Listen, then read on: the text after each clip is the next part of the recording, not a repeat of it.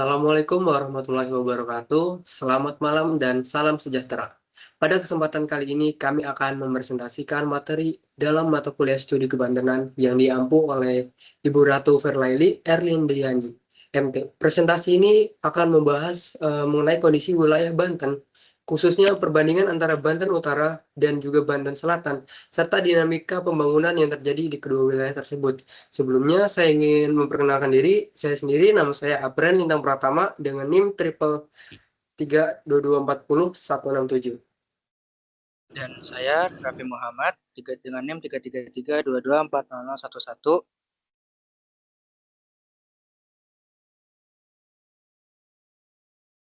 Saya Nabila Haliza dengan NIM 33322240083. Saya Siti Nurhayati dengan NIM 33322404143. Saya Dewa Majinwarta dengan NIM 33322301111.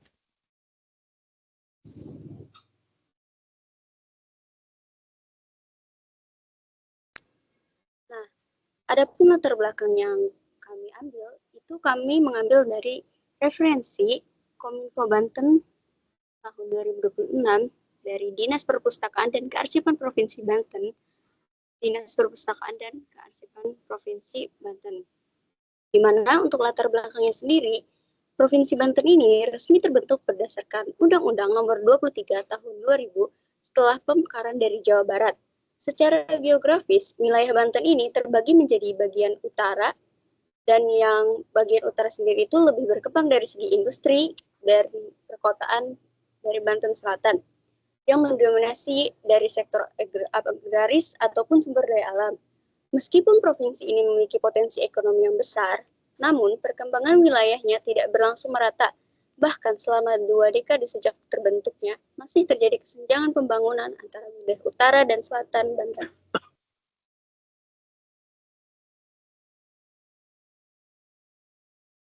Selanjutnya, dalam perkembangan ekonomi, Banten Utara seperti Tangerang, Tangerang Selatan, Cilegon dapat dikatakan berkembang pesat sebagai pusat industri dan manufaktur. Karena wilayah ini didukung oleh banyak fasilitas infrastruktur seperti jalan tol, pelabuhan, dan akses yang dekat dengan Jakarta. Dengan kondisi saat ini, wilayah utara menjadi pusat pertumbuhan ekonomi di Provinsi Banten. Namun sebaliknya, wilayah Banten Selatan, terutama Lebak dan Pandeglang, didominasi oleh sektor pertanian, perkebunan, dan pariwisata alam. Dapat dikatakan infrastruktur di wilayah ini terbatas, seperti akses transportasi yang belum rata, sampai fasilitas dan kesehatan relatif tertinggal dibandingkan dengan wilayah utara. Dan dampak dari perbedaan tersebut, terjadi ketimpangan pembangunan wilayah, di mana kawasan industri utara berkembang secara pesat, namun wilayah selatan masih menghadapi tantangan seperti keterbatasan akses infrastruktur, kemiskinan, dan kesempatan kerja yang sangat sedikit.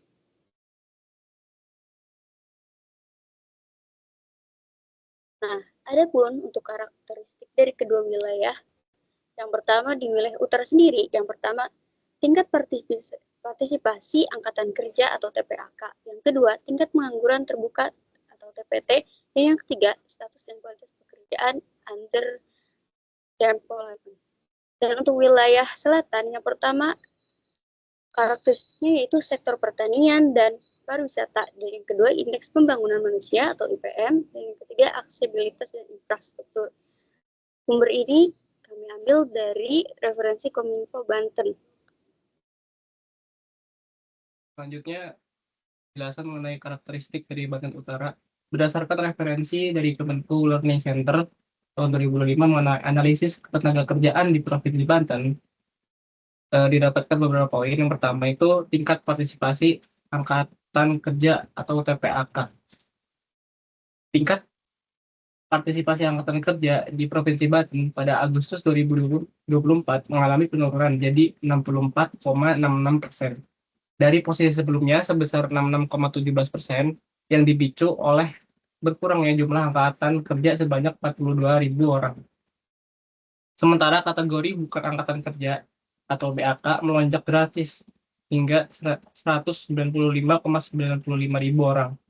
Penurunan partisipasi ini jauh lebih tajam jadi pada kelompok perempuan yang hanya mencatatkan TPAK sebesar 46,87%.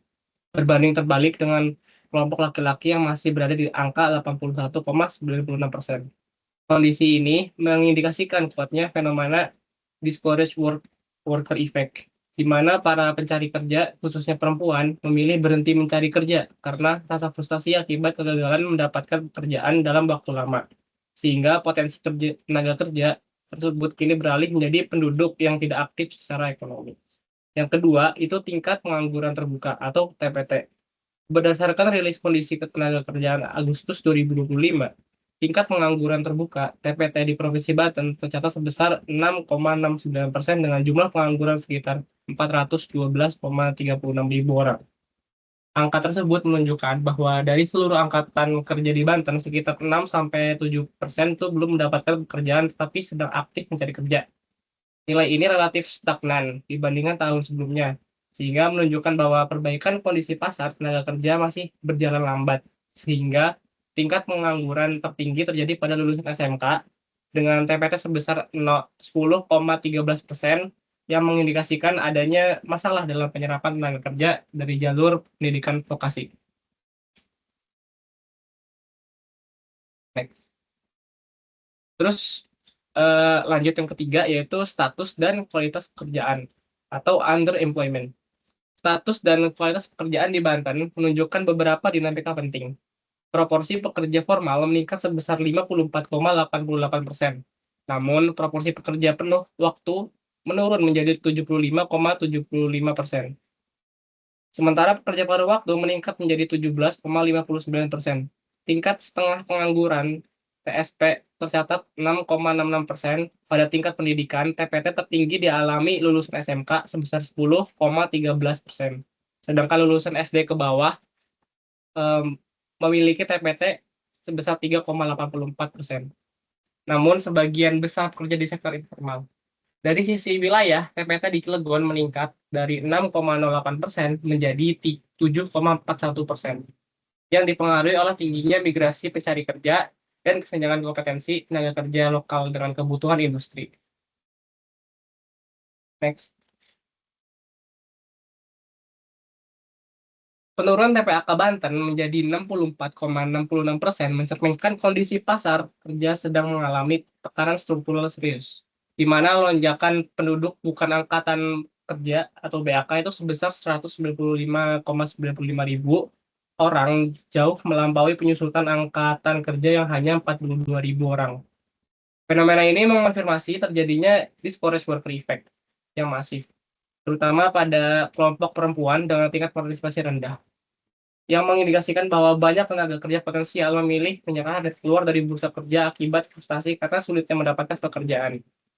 Secara analitis, situasi ini menciptakan risiko pertumbuhan ekonomi yang tidak inklusif, karena meskipun angka pengangguran terbuka mungkin terlihat stabil atau menurun secara semu, namun realitanya itu terjadi pemborosan sumber daya manusia, di mana kapasitas produktif daerah itu tidak terserap secara optimal oleh industri yang sudah ada. Lanjut. Pada TPT Provinsi Banten menunjukkan bahwa pengangguran di Provinsi Banten tidak hanya disebabkan oleh keterbatasan lapangan pekerjaan, tetapi merupakan kombinasi dari pengangguran struktural dan pengangguran friksional. Pengangguran struktural terjadi karena adanya ketidaksesuaian antara keterampilan tenaga kerja dengan kebutuhan industri yang ada. Hal ini terlihat dari tingginya tingkat pengangguran pada lulusan SMK yang seharusnya dipersiapkan untuk langsung kerja setelah lulus. Kondisi ini mengindikasikan bahwa kurikulum pendidikan vokasi belum sepenuhnya selaras dengan kebutuhan industri, khususnya pada sektor industri pengolahan yang merupakan salah satu sektor utama penyerap tenaga kerja di Banten. Akibatnya, banyak lulusan yang memiliki kualifikasi pendidikan namun tidak memiliki keterampilan yang sesuai dengan standar yang dibutuhkan perusahaan. Selain itu, terdapat pula pengangguran friksional yang terjadi akibat proses pemindahan pekerjaan atau masa pencarian kerja. Jenis pengangguran ini bersifat sementara dan biasanya muncul dalam pasar tenaga kerja yang dinamis. Di Provinsi Banten, fenomena ini cukup terlihat karena sektor industri pengolahan berkembang cukup pesat dan memiliki mobilitas tenaga kerja yang tinggi. Banyak pekerja berpindah dari satu perusahaan ke perusahaan lain untuk mencari pekerjaan yang lebih baik, serta adanya lulusan baru yang setiap tahun memasuki pasar kerja dan membutuhkan waktu untuk mendapatkan pekerjaan.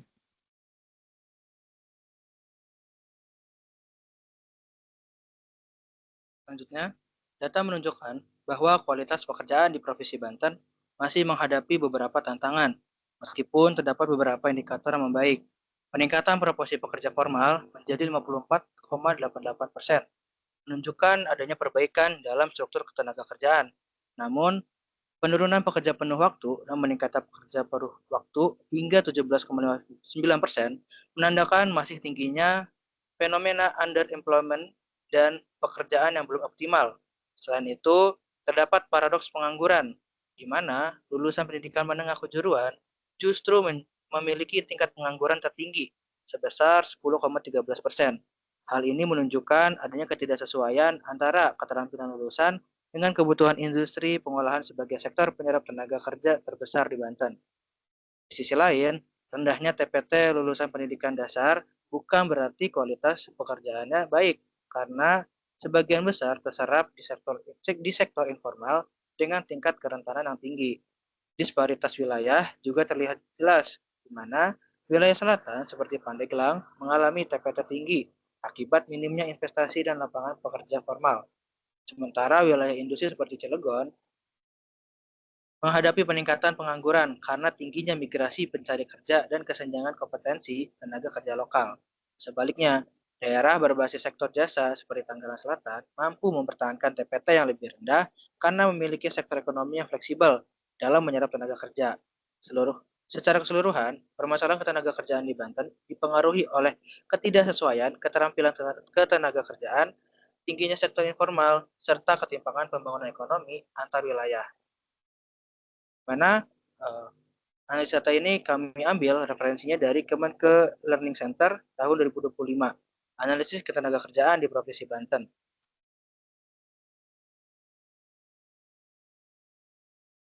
Selanjutnya, masuk ke pembahasan Banten Selatan. Wilayah Banten Selatan memiliki cukup banyak potensi ekonomi yang dapat dikembangkan lebih lanjut. Wilayah ini banyak sekali destinasi wisata alam, mulai dari pantai, pegunungan, dan masih banyak lagi. Pada tahun 2025, telah ditetapkan Geopark Bayah Dome sebagai kawasan strategis untuk konservasi, edukasi, dan pengembangan geowisata yang berkelanjutan.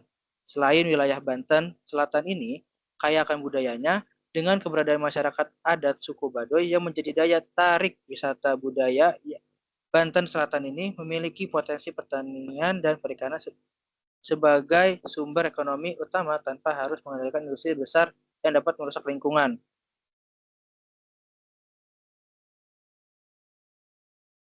Selanjutnya adalah problem di Banten Selatan. Meskipun Banten Selatan memiliki potensi besar, tetapi juga tetap terjadi permasalahan, seperti terjadinya ketimpangan pembangunan yang membuatnya tertinggal dari segi infrastruktur, pendidikan, dan kesempatan kerja. Dari infrastruktur, masih sulit untuk seperti akses jalan, transportasi, dan fasilitas umum yang menjadi penghambat ekonomi. Namun, dalam lain hal, jika pembangunan dilakukan secara besar-besaran tanpa perencanaan, potensi kerusakan alam dan hilangnya budaya lokal dapat terjadi.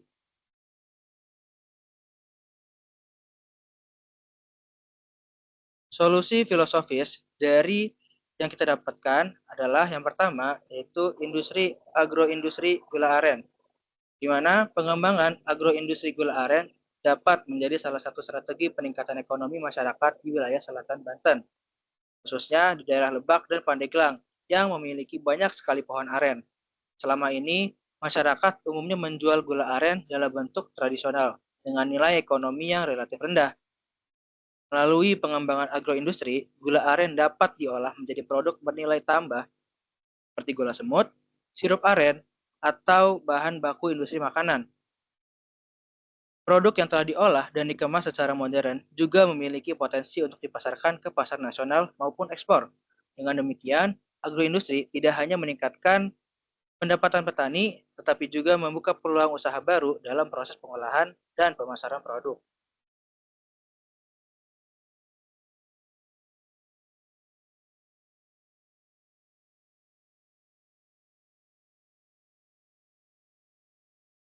Selanjutnya adalah industri pariwisata berkelanjutan, di mana sektor pariwisata memiliki potensi besar untuk mendorong pertumbuhan ekonomi di Banten Selatan, terutama melalui pengembangan kawasan geopark Bayah Dome. Pengembangan pariwisata dapat dilakukan dengan konsep ekowisata yang tetap menjaga kelestarian alam dan budaya lokal. Salah satu strategi yang dapat diterapkan adalah membangun rute wisata geopark yang menghubungkan beberapa destinasi alam, budaya, dan edukasi dalam satu jalur wisata terpadu. Dengan adanya rute wisata ini, wisatawan dapat menghabiskan waktu lebih lama di kawasan tersebut, sehingga meningkatkan pengeluaran wisatawan pada sektor penginapan, kuliner lokal, jasa pemandu wisata, serta produk kerajinan masyarakat. Mana hal ini akan memberikan dampak ekonomi yang lebih luas bagi masyarakat sekitar.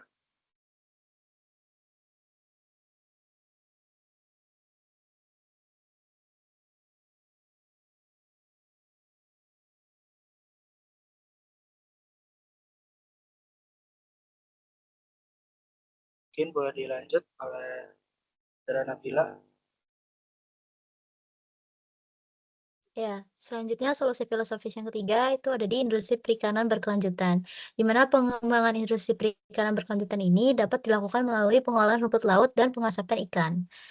Rumput laut dapat diproses menjadi produk rumput laut kering untuk ekspor atau diolah menjadi bahan pangan seperti agar-agar yang memiliki nilai ekonomi tinggi. Selain itu, pengolahan ikan melalui metode pengasapan dapat meningkatkan daya tahan produk serta nilai jual hasil petangkapan nelayan.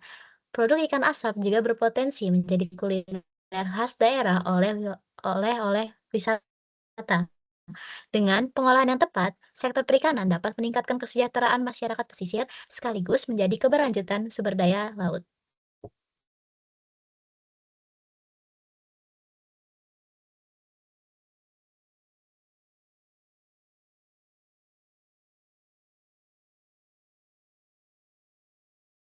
Oke, selanjutnya kontribusi yang akan kami lakukan. Pertama, itu pengembangan unit hilirisasi produk unggulan atau agroindustri dan perikanan kedua wilayah.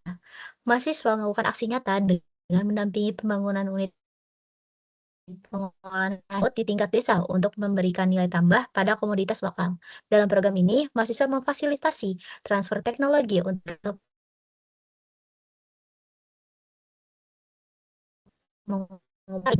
mengolah hasil laut dan budidaya ikan lokal menjadi produk siap saji seperti ikan asin kemasan vakum.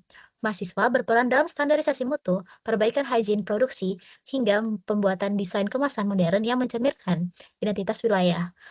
Produk-produk hilirisasi ini kemudian dipasarkan melalui e-commerce dan menjadi pemasok utama bagi toko souvenir di kawasan geowisata, sehingga petani dan nelayan tidak lagi bergantung pada penjualan bahan mentah dengan harga rendah.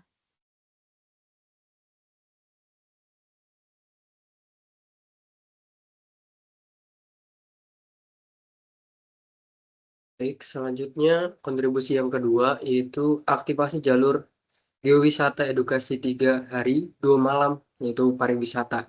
Nah, sebuah langkah konkret mengatasi rendahnya durasi kunjungan wisatawan. Mahasiswa mengaktifkan rute geowisata terintegrasi yang menghubungkan titik-titik potensial seperti Gunung Kandeng, Curug Cisuren, dan Gunung Luhur. Nah, mahasiswa itu menyusun narasi pemanduan ke interpretation-nya dan buku suku digital yang menjelaskan hubungan antara fenomena geologi purba dengan kearifan lokal, seperti filosofi penanaman padi sekali setahun yang menjaga kesuburan tanah. Dengan adanya rute yang terstruktur dan narasi yang kuat, wisatawan didorong untuk tinggal lebih lama, yang secara otomatis meningkatkan pendapatan masyarakat dari penyewaan homestay dan jasa pemanduan lokal secara profesional. Dan yang ketiga itu melakukan pendampingan manajemen BUMDes bersama digital, yaitu sinergi ekosistem. Untuk menjamin keberlanjutan dan profesionalisme, mahasiswa memberikan pendampingan manajerial dalam pembentukan BUMDes bersama yang mampu menaungi desa-desa adat di wilayah tersebut. Mahasiswa membantu membangun sistem manajemen berbasis aplikasi sederhana untuk mencatat transaksi keuangan, inventaris produk, olahan, dan sistem pemesanan layanan wisata secara transparan. Melalui lembaga ini, ketiga agroindustri, pariwisata, dan perikanan ini dikelola dalam satu ekosistem ekonomi yang kuat sehingga memiliki daya tawar yang setara dengan industri di Banten Utara. Nah, upaya ini memastikan bahwa modernisasi manajemen tetap menjaga pilar konservasi dari kearifan lokal sebagai jati diri Banten Selatan.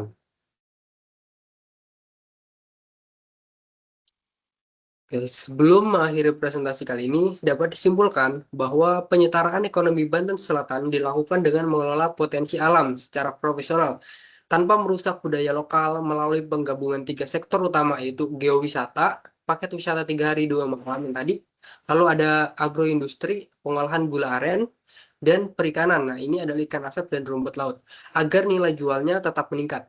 Mahasiswa berperan sebagai jembatan dengan melakukan pendekatan kekeluargaan kepada masyarakat adat untuk menyusun cerita edukasi wisata, membantu pemasaran digital UMKM, serta mendampingi BUMDes pembentukan BUMDes bersama sebagai pengelola ekonomi desa. Dengan kolaborasi ini, kesejahteraan warga meningkat sementara kelestarian alam tetap terjaga melalui keseimbangan antara konservasi, edukasi, dan ekonomi berkelanjutan. Oke, saya Aprilino Pertama beserta rekan-rekan pamit undur diri. Terima kasih atas perhatiannya yang diberikan. Akhir kata, wassalamualaikum warahmatullahi wabarakatuh.